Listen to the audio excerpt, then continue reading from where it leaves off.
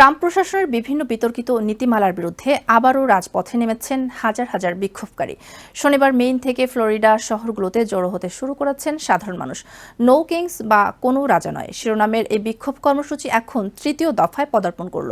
এই দেশব্যাপী আন্দোলনের মূল কেন্দ্রবিন্দু হয়ে উঠেছে মিনেসোটার সেন্ট পল।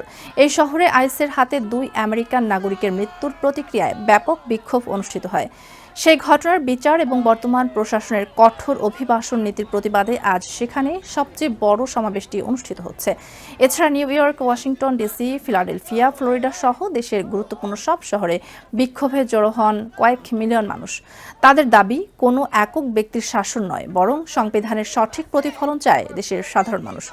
অন্যদিকে ইরানে চলমান সামরিক অভিযান অবিলম্বে বন্ধের দাবি করে শান্তি আলোচনার পক্ষে স্লোগান দেন বিক্ষোভকারীরা।